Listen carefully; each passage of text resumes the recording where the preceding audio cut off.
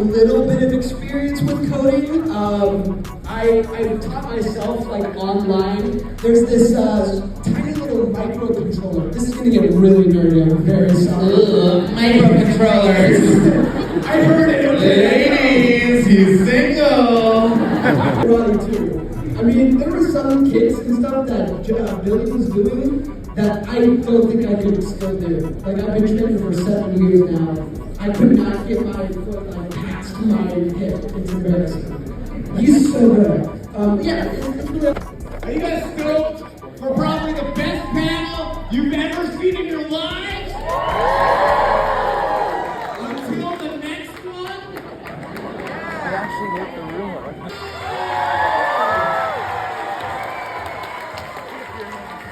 Get to still kick some ass.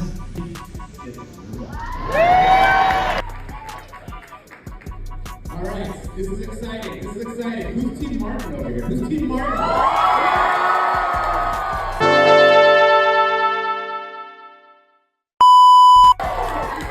Who's Team Alicia? And who's Team Dan?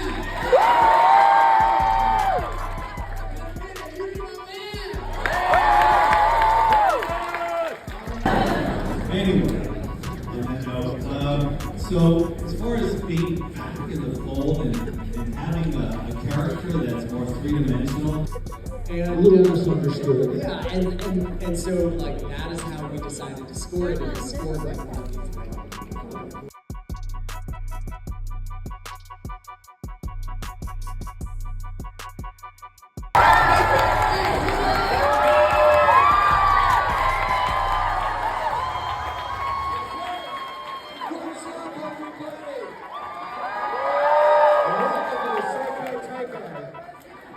Everybody line up and pick your fighter. What's up, you guys? All ready? Someone showed me recently our chemistry read together, and those first scenes of you curing me of my asthma. There's no mercy. What is the problem, Mr. Diaz? No problem, Sensei. You punched me and I have asthma, so... Not anymore. Teaching me about my karate pajamas and all of that. I was a nervous 16-year-old wreck, and I think like when I look back at those scenes and everything that was transpiring, it was so special and definitely set up the course, like the tone of that dynamic.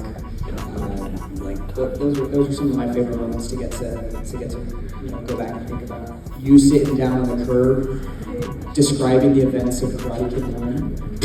That was hilarious. That was good. I think Daniel should have gone to Okinawa. Yeah. Kick him out of That would have been a good ending. Sam, And then I'm going the guy- with you. She's like, what, Dad? That was great. Yeah. That's so funny. I mean, I honestly, maybe episode. What does it feel like? What does it feel like Johnny Lawrence being your sensei and becoming the All Valley champion, and having Samantha as your girlfriend? Oh man, I mean, it feels like $1 million. There's the writing and everything, all the tools that they gave Miguel as a character and as a human to set him up for the rest of his life. I was so appreciative of. I identified with so many of the themes, I guess, of Miguel's storyline, and it was so awesome for me to get to, work out some of my own thoughts and feelings through this character, and for those reasons, it feels great to have an awesome sensei and a great fan at home, and a cool girlfriend to chat with. All those things were so healthy for me, I think, at that age. Great question, bro. Thank you. The question for you guys is, what is your advice for me as I go into this next chapter of my life, and just what do you think I can do to be the most successful I possibly can be, and everyone in this room? What do you think they can do as like your experiences in life to really show that, and also show the, I've been wondering all day, where can I get an amazing sweater like that? Oh, dude. That's very kind of you to say, bro. This was actually a gift from our makeup artist on the show, Brittany.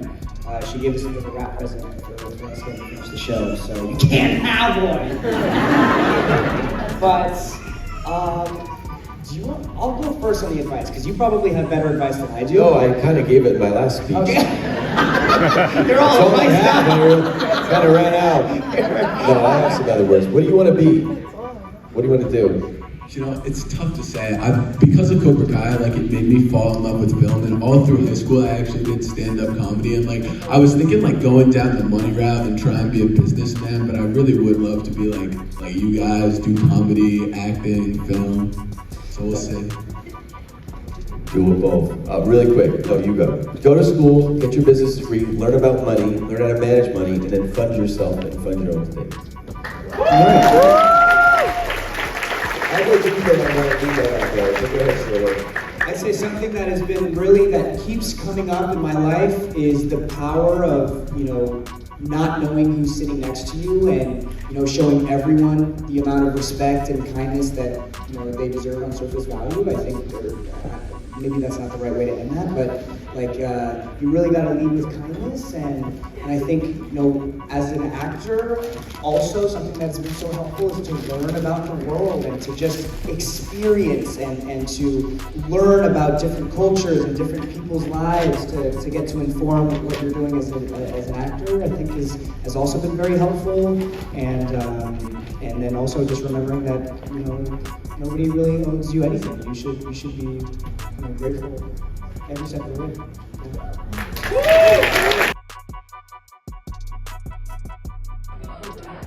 Cobra Kai!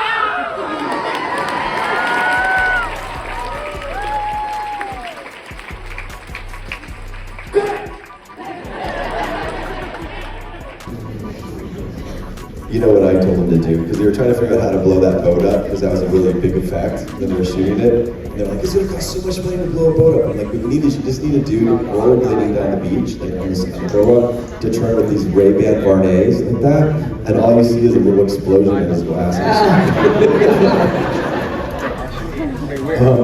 I don't know, man, but I know that by the end of the show, Johnny doesn't know that happened to Grease. But you never know. I mean, Cobra Kai never dies, so I don't know what to say.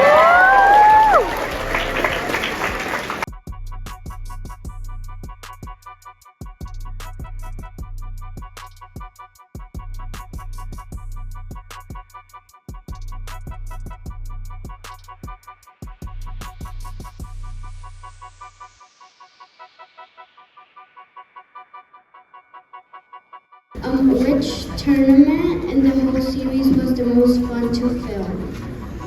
Great question. I'm just gonna take that because it'll be easier for me. Season 4, All Valley. But that was also just because I got to use my size, which were my weapons, and I had a lot of fun with them. But I will say the brawl in season 6 was pretty epic too. You, however, have 3 to choose from, so take it away. They were all hard because I lost them. Okay, thank you for joining us for the Bummer Hour. But no, realistically, the most work I feel like was the season 6 episodes, kind of 6 through 10. God, those were the amount of hours and work that we put into all of those fights to make sure that it was basically all of us doing the stunts. The entire time was it was hard, but it was very but it was fun. But it's definitely the most work we've ever put into anything within the show. Thank you. Yeah, for me it was when I got thrown on a car, punched in the stomach. Thank you for your question. Okay, over here. And my question is, in your opinion, what's the saddest moment in Cobra Kai? Ooh. I think when Robbie loses the 3 tournaments. I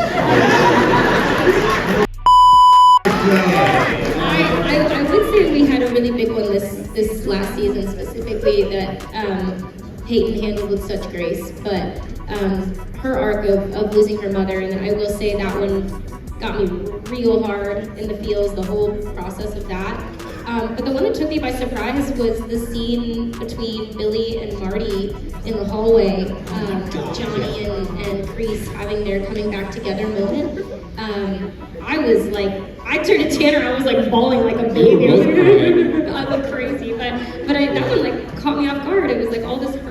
these two people who had hurt each other in so many ways, but just out of, like, you know what I mean? I don't know. I could talk about it for a million years, but I guess that would be it. Yeah, I agree with that. We both watched that at the same time, just crying because you've never seen that kind of emotion from. Well, I mean, you kind of have, but not to that extent from Johnny, which was, man, you know, crazy. So it was wild. I didn't cry because I'm not a wuss. My actor, what would you do? Reject it, or you just get up and kick them in the face?